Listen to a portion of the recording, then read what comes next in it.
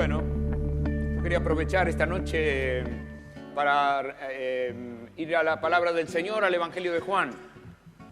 Y te convido a que hagamos un repaso en un momento que el apóstol Juan refleja los últimos momentos del Señor Jesús previos a su crucifixión. Y por razones que nos vamos a enterar en el cielo pronto, el escritor dedicó casi la mitad de su libro, del Evangelio de Juan, para enfocarlo en el último momento, en el último tramo de la vida del Señor Jesús. Es el único de los evangelistas que nos da tanto detalle sobre los últimos momentos y cómo el Señor preparó a sus discípulos y qué les dijo y cómo hizo y qué promesas nos dejó. Ningún otro de los escritores de la palabra nos dan tantos detalles sobre los últimos momentos, los últimos tiempos de la vida del Señor Jesús. A veces nos ayuda, antes de leer la palabra, a ubicarnos un poquito en la importancia que tiene el último tramo de la vida de una persona. Los humanos le damos mucho crédito a lo que le pasa a alguien cuando está en los últimos tramos de su vida. Son las últimas expresiones, los últimos gestos, son las últimas palabras, las últimas promesas. Es lo que el Señor Jesús dijo al final.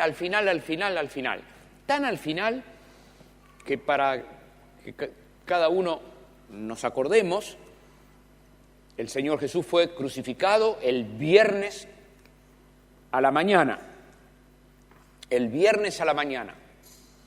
Y fue sepultado el viernes antes de la caída del sol, de las 6 de la tarde del viernes, antes de la caída del sol. Y estuvo sepultado ese pedazo del viernes todo el sábado y al tercer día resucitó.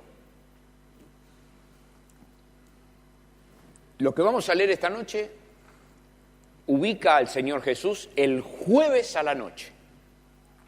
El viernes a la mañana el Señor Jesús está siendo crucificado. Y lo que vamos a leer ahora tiene que ver con lo que el Señor Jesús hizo el jueves desde la caída del sol, el jueves a la tardecita. Les doy todo esto porque estoy queriendo que durante la semana te dé ganas de volver a leer. Y con esto que te doy, te dé ganas de decir, voy a volver a leer. Y puedas entresacarle a la palabra mucho más de lo que vamos a poder recorrer ahora, porque no, es imposible materialmente, no hay cómo. De modo que lindo es que cada uno pueda en el devocional de la semana, en su estudio bíblico de la semana, decir, esta semana voy a ir al Evangelio de Juan, y el evangelista Juan comienza en el capítulo 13, fíjense que el Evangelio tiene 20 capítulos, en el 13 ya empieza a hablarnos acerca de la última cena que el Señor Jesús tuvo con sus discípulos. Eran 12 que se reunieron en el aposento alto con el Señor Jesús. A Juan no le interesan los detalles, pero hay otros evangelistas que nos cuentan que el Señor Jesús mandó a uno a preparar el lugar y le dijo que iba a encontrar a un señor en la calle que le iba a decir y que el Señor necesita un lugar, y preparó un aposento. Nosotros lo conocemos como el aposento alto, como si fuera una pieza en el primer piso.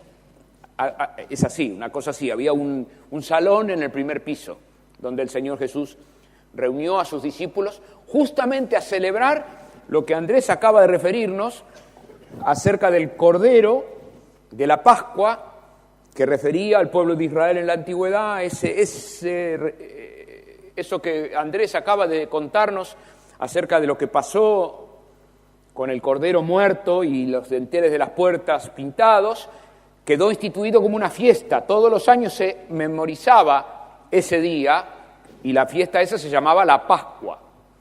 Y el Señor Jesús hizo la última cena un memorial sobre el Cordero aquel, sobre cómo el Dios había librado a su pueblo de la esclavitud de Egipto. Exactamente lo que Andrés acaba de referirnos recién.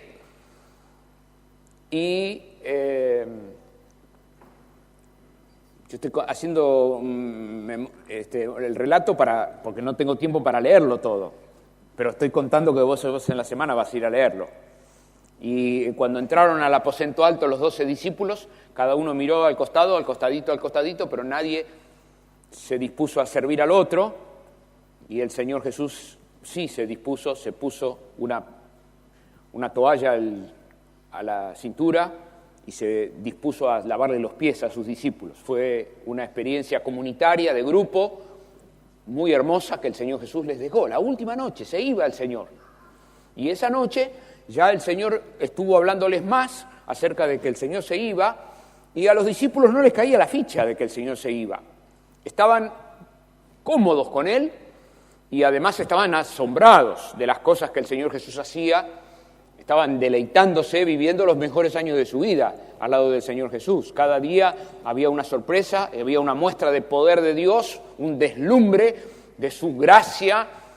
Lo vieron al Señor Jesús resucitar muertos, levantó a la hija de la viuda de Naín, venía un féretro, un servicio fúnebre, hizo parar el servicio fúnebre, el Señor Jesús levantó a esa criatura de la muerte.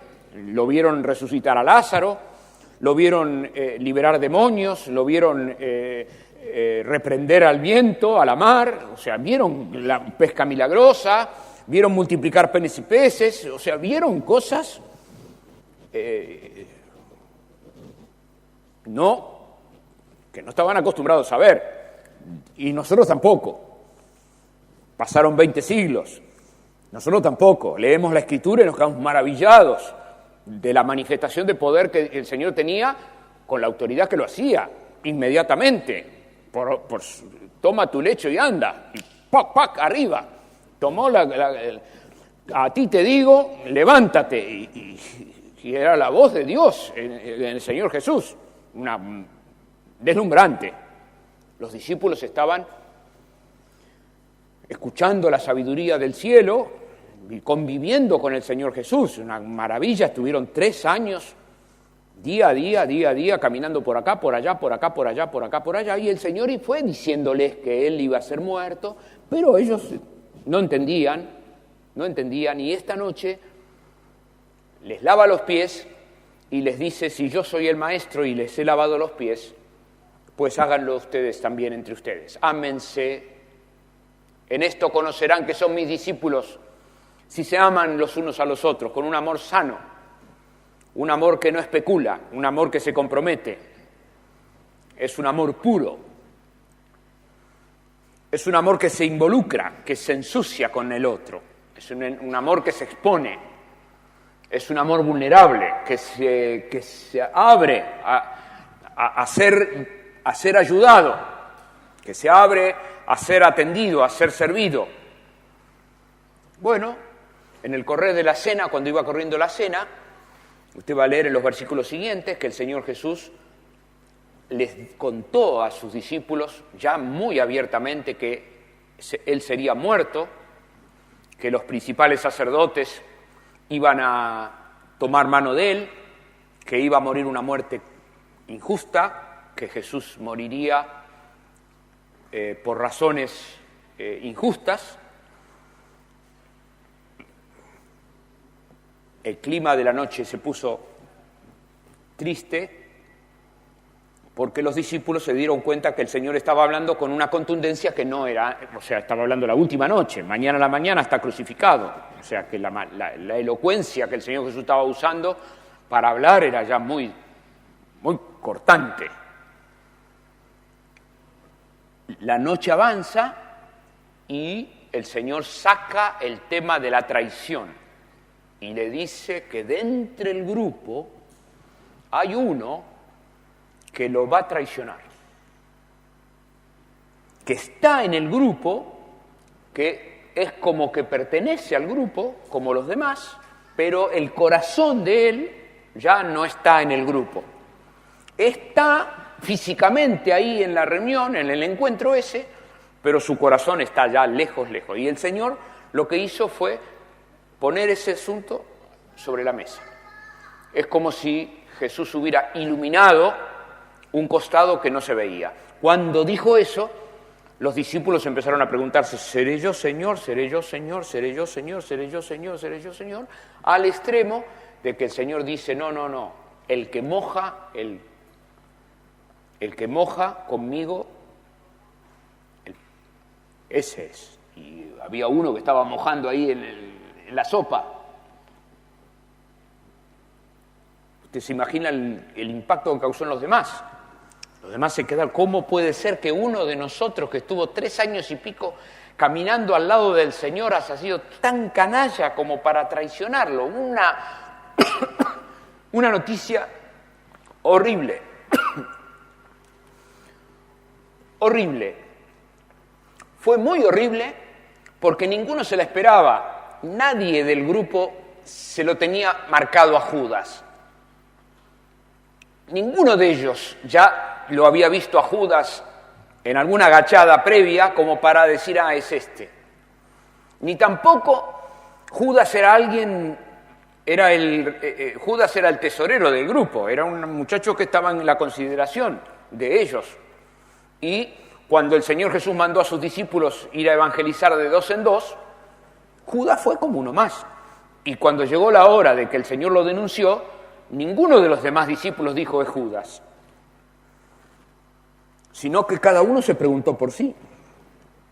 De modo que ahí hay un caso de alguien que está con el Señor a la par de las bendiciones que tenían todos los demás, está cerca del Señor como el que más, participando de la bendición de ser miembro del grupo chico del Señor Jesús, y sin embargo su corazón estaba muy lejos, como para traicionarlo. Lo había vendido, había gestionado con los principales sacerdotes la entrega del Señor Jesús por 30 piezas de plata. En la noche a la cual nos estamos refiriendo, el Señor Jesús le dice a Judas, Judas, apúrate a hacer lo que tenés que hacer. Judas se levanta de la mesa, se va, y la Escritura cuenta que cuando salió por la puerta a la calle, Satanás entró en su corazón.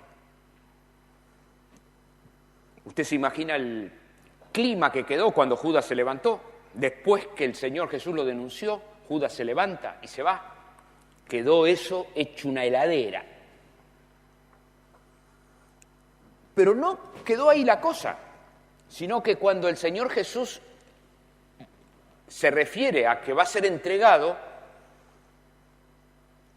Pedro pone de lo suyo y Pedro le dice al Señor, Señor, yo te voy a defender. Yo, aunque todos te abandonen, yo no te voy a abandonar. Y cuando te vengan a buscar, se la van a tener que ver conmigo, porque yo estoy acá para hacer lo que vos evidentemente no estás en condiciones de hacer. O sea, estás medio debilucho. Déjame a mí que yo soy pescador avesado. Y el Señor le dice a Pedro, delante de todos, en ese mismo encuentro, Pedro, esta noche, antes del amanecer, antes que cante el gallo del amanecer, vos, bribón, campeón, vos me vas a negar 3 veces. El grupo quedó. O sea que habían tenido la información de que el Señor Jesús sería muerto. A eso se le suma la traición de Judas. Y ahora Pedro, que está siendo denunciado por el Señor en cuanto a su debilidad en la fe, que no se va a sostener. Vos no te vas a sostener. Antes que cante el gallo, vos caés. Es el grupo que el Señor Jesús eligió. Caminaron con Él 3 años. Estuvieron junto con el Señor Jesús. Y la noche viene muy densa, muy densa. Bueno, es en ese clima que el Señor Jesús les hace a sus discípulos extraordinarias promesas. Voy a decir eso solo para que te dé ganas de ir a leer. En el capítulo 14 de Juan, el Señor Jesús hace extraordinarias promesas. Son promesas que tienen un alcance hasta el día de hoy, vienen inspirando al pueblo del Señor comienza el capítulo diciéndoles, no se turben porque me voy, no se turben por lo de Judas, no se turben por lo de Pedro, no se turbe vuestro corazón. Así arranca. Y da una serie de promesas. Y Juan termina el capítulo, y yo quiero hoy llamar tu atención en los últimos 4 versículos de este capítulo 14. Podemos leerlo juntos. Es Juan, el capítulo 14.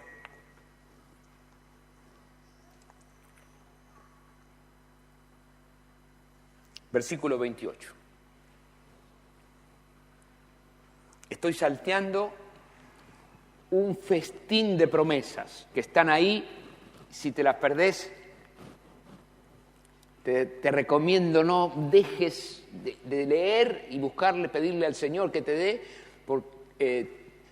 deseo de leer la palabra y aprender lo que dice, porque el Señor le promete a borbotones a sus discípulos que están mal, en un momento malo, en la última noche de su comunión, el Señor abre el corazón y empieza a descargar su gracia sobre sus discípulos de una forma extraordinaria. En el versículo 28 dice, habéis oído que os he dicho, voy y vengo a vosotros. Si me amarais, os habrías regocijado, porque he dicho que voy al Padre, porque el Padre mayor es que yo. Ahora os lo he dicho antes que suceda, para que cuando suceda, crean. No hablaré ya mucho con vosotros, porque viene el príncipe de este mundo, y él nada tiene en mí. Mas para que el mundo conozca que amo al Padre, y como el Padre me mandó, así hago, y termina diciendo, levantaos, vámonos de aquí. Es el final.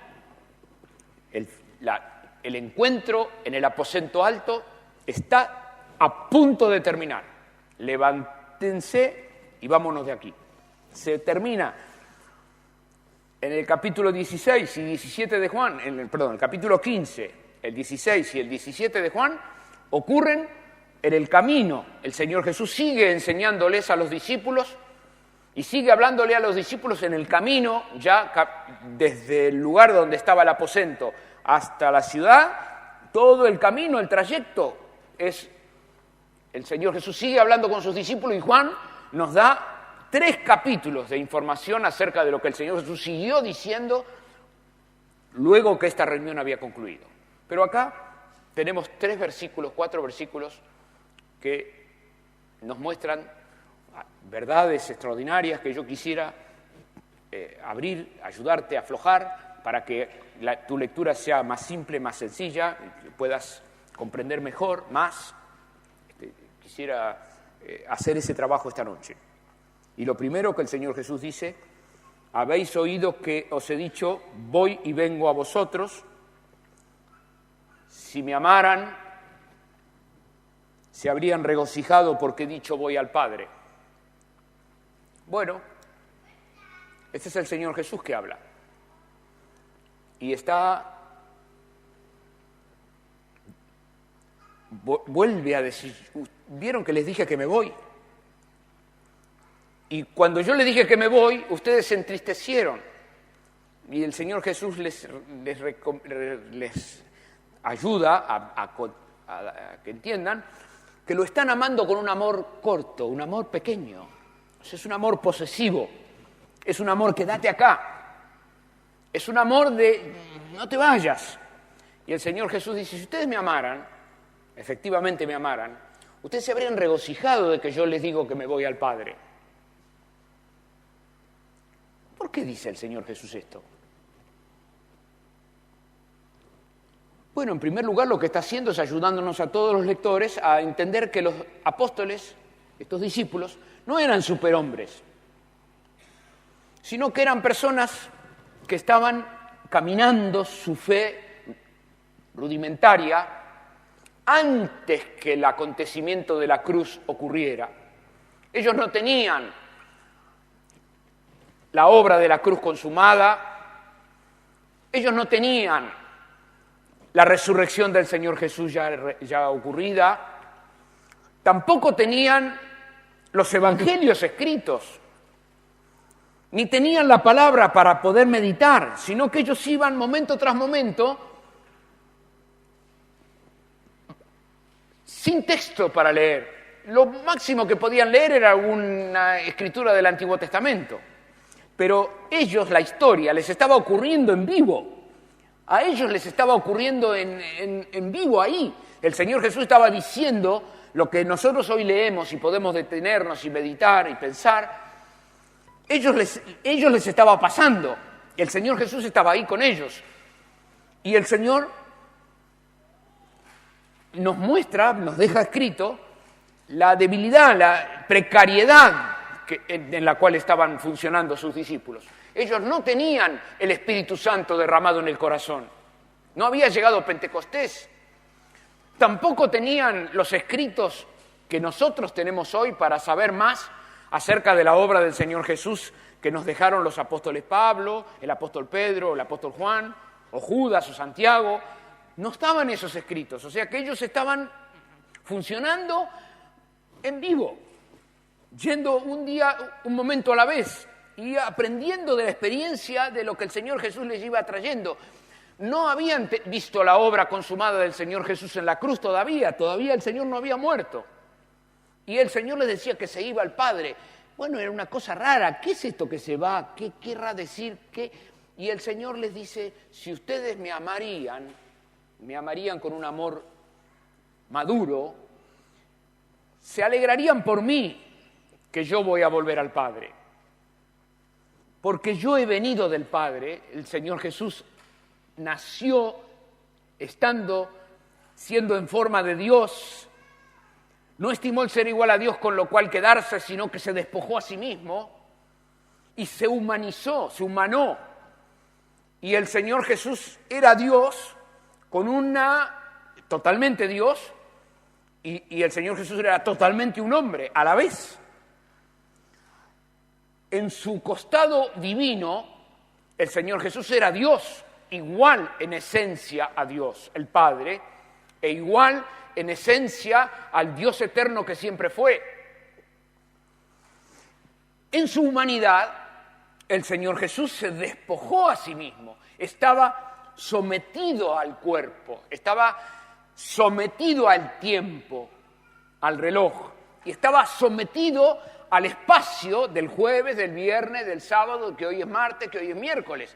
El Señor Jesús se despojó a sí mismo, de modo que su vida era una expresión diaria de amor. El Señor estaba amándonos por el solo hecho de vivir en el mundo, quedarse aquí. El Señor le dice a sus discípulos, si ustedes me amaran, se alegrarían de que yo voy a volver a ser lo que fui por toda la eternidad, que voy a volver a mi condición que dejé en la gloria para venir a este mundo a encarnar, a humanizarme. Lo que el Señor Jesús le dice a sus discípulos, yo vuelvo a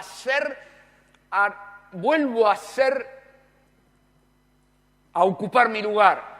Las Escrituras, los apóstoles se ocuparon de enseñarnos de que el Señor hoy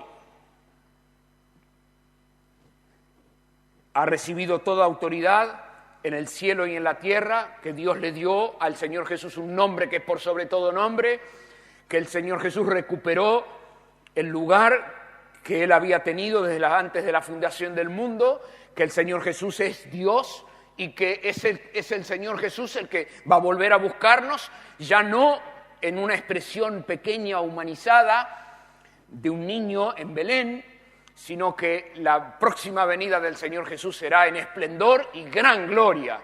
Jesús vendrá en lo que el Señor es, Dios, que se expresó aquella mañana cuando lo subió al monte de la transfiguración y los discípulos vieron que el rostro del Señor Jesús se transformó y sus vestidos se pusieron refulgentes como el sol Y Pedro, Jacobo y Juan tuvieron un momento para ver lo que las demás personas no vieron, que era la divinidad expresada, explícita del Señor Jesús.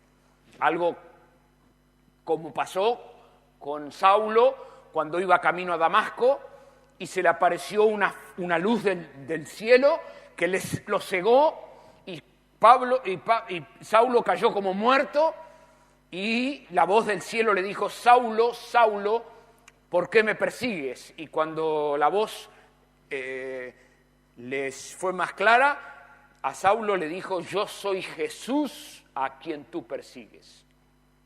Jesús, el eterno, el Dios eterno, que se humanó, les dice a sus discípulos: ustedes, si me amaran, se alegrarían porque les digo que voy al Padre. Es como decir, si ustedes me amaran, no pensarían en ustedes, sino que ustedes pensarían en mí. Si ustedes me amaran, no estarían centrados, su amor no sería un amor egoísta que está centrado en lo que pueden obtener de mí, sino que si me amaran, pensarían en mí. Bueno, esto que el Señor Jesús está diciendo, nos ayuda a todos los discípulos, a todos, al papá, a la mamá, a la tía, a la abuela. Usted, por favor, ubiquémonos, estamos en los últimos momentos de la vida del Señor Jesús. Él les está diciendo a sus discípulos: me voy a ser muerto y crucificado injustamente, me van a prender, me van a tomar y voy a vivir momentos horripilantes. No hay registro de que los discípulos tuvieran una palabra de aliento para con el Señor Jesús. No hay registro de que los discípulos tuvieran un gesto de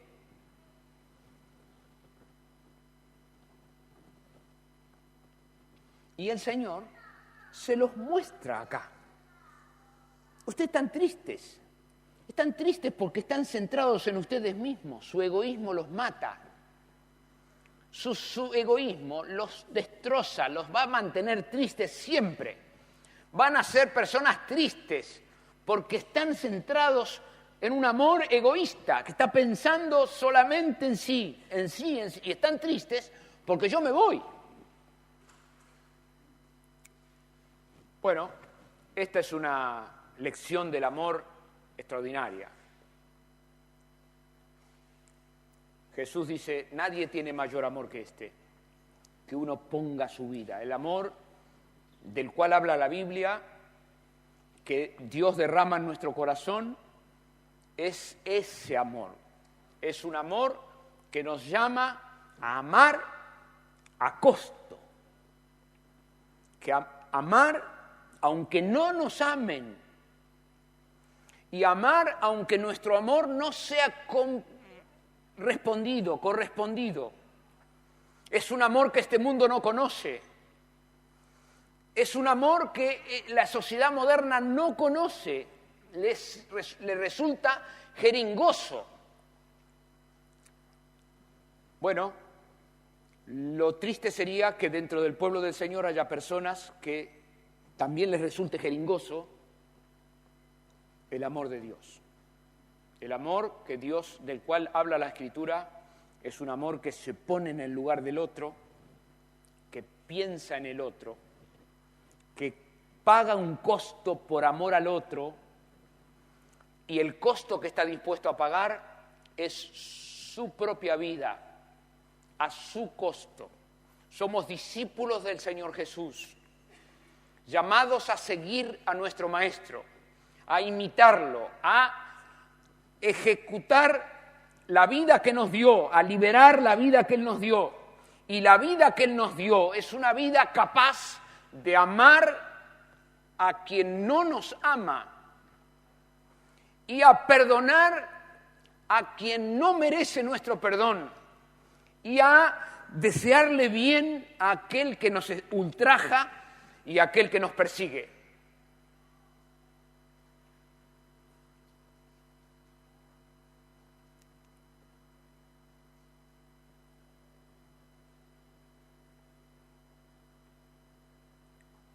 Ese es el amor de la Biblia. Es un amor que desafía nuestra razonabilidad y también cuestiona mucho nuestro orgullo, cuestiona mucho nuestra rebelión y cuestiona mucho nuestro egoísmo, que ama sí, ama sí. Ahora el Señor Jesús está dándoles una lección a sus discípulos extraordinaria. El Señor está viniendo a morir una muerte que no era para Él, está viniendo a ocupar delante de la justicia de Dios un lugar que no era de Él. Jesús venía a ocupar el lugar del reo, al cual se le iba a cargar el peso de la justicia, del juicio de Dios, el castigo. De personas que no tienen ningún interés en Él, y no solamente personas que no tienen ningún interés, sino que aún sus propios discípulos, con los cuales el Señor Jesús estuvo compartiendo durante 3 años, enseñándoles, y digámoslo en una forma fácil, acercándolos al calor de Dios, acercándolos al calor de la presencia. Ni ellos entendían, ni ellos comprendían. Bueno, por esto que estoy contándoles, es que hace tanta falta la presencia del Espíritu Santo. Esta es la obra del Espíritu Santo. Porque si el Espíritu Santo no nos abre el entendimiento para que comprendamos cómo nos ama el Señor, nuestra naturaleza no lo entiende. Si el Espíritu Santo no obra en nuestra vida, iluminándonos, despertándonos a la verdad de que nuestro amor hacia Dios es un amor escaso, egoísta, pobre, es un amor calculador, es un amor que tiende a hacer negocio con Dios. No lo comprendemos. Es cuando el Señor nos da luz para decir, el momento que cada uno de nosotros puede decir, Señor, sí, hacelo en mí, obra en mí, transformame, porque mi corazón es un corazón comparable a los de estos discípulos. Puedo estar disponible para vos, mientras que lo tuyo me sea negocio, mientras que lo tuyo me sea funcional, mientras que con lo tuyo yo puedas ver mi historia, siendo que Dios nos ama sin preguntar. Jesús murió en la cruz sin que ninguno de nosotros se lo pida. Y lo hizo antes que nosotros pudiéramos tomar registro de que Él murió en la cruz por nuestros pecados. Y lo hace con el propósito de que nosotros podamos ser libres de nuestro egoísmo, de la clausura que nos supone nuestra mirada egocéntrica y la esclavitud que nos representa una mirada calculadora de la vida que está midiendo si saco ventaja de acá, saco ventaja de allá, y si puedo, si no puedo, derrotado en mi orgullo, derrotado en mi soberbia. ¿Quién nos libra del poder de nuestro egoísmo? Si no es el poder de Dios. ¿Quién quiebra la soberanía que el egocentrismo ejerce sobre cada uno de nosotros, transformándonos en gente calculadora que mide y que mide tanto hasta resentirse y se resiente tanto hasta amargarse y que se amarga tanto hasta arruinar su vida? Me da ganas de decirte que prestes atención en la semana a qué le pasa a las personas, qué le pasa a la gente que tenés cerca, qué le pasa a la gente, qué le pasa a la gente. A la gente le pasa un egoísmo que paga mal, le pasa egoísmo, y el egoísmo paga agrio. Hoy fiesta, mañana fiesta, pasado fiesta, traspasado agrio, ácido. El egoísmo paga mal, paga mal en el matrimonio, el egoísmo paga mal a la mamá, el egoísmo le paga mal al hijo, le paga mal al novio, le paga mal a la novia, le paga mal al proveedor, al patrón, el egoísmo paga mal. Vivimos en una cultura que ha hecho del egoísmo una herramienta para movilizar la economía. Nosotros somos hijos del capitalismo y el capitalismo ha hecho del egoísmo una herramienta y estamos tan acostumbrados a que se nos hable a nuestro egoísmo y se lo aliente a nuestro egoísmo que nos cuesta identificarlo como nuestro adversario, como un verdadero adversario a derrotar. Un adversario a derrotar para ser verdaderamente libres. Jesús lo dijo en castellano directo: cuando conozcan la verdad los va a hacer verdaderamente libres. Si el Hijo os libertare, serán verdaderamente libres. Y la libertad que da el Señor brota de este amor, que es un amor incondicional, que se dio totalmente. Si ustedes me amaran, se alegrarían que les digo que me vuelvo al Padre. Me mirarían a mí y dirían: qué lindo, el Señor Jesús va a volver a ser feliz, va a ser plenamente lo que siempre fue. Qué lindo el Señor Jesús, Él va a volver a la casa del Padre, Él va a volver a su lugar. Qué lindo por Él. Bueno, como yo me conozco a mí, no tengo ninguna otra cosa más que decirte: mirá, ponete a trabajar sobre este asunto. No lo postergues, ni digas esto es bueno para Él. Porque esto que te estoy hablando es bueno para mí. No te estoy diciendo que es bueno para vos.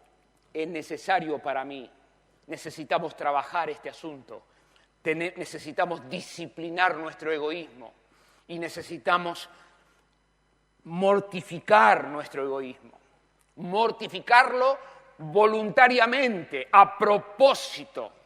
Como un atleta mortifica su cuerpo a propósito en la cinta de un gimnasio y ejercita así su cuerpo, de ese mismo modo el pueblo del Señor, la caravana que va rumbo al cielo, es llamada a entrar al gimnasio de Dios momento tras momento para poner en disciplina su alma, para disciplinar su vida interior, no con ademanes con chocolate y caramelos y dulces. No es así.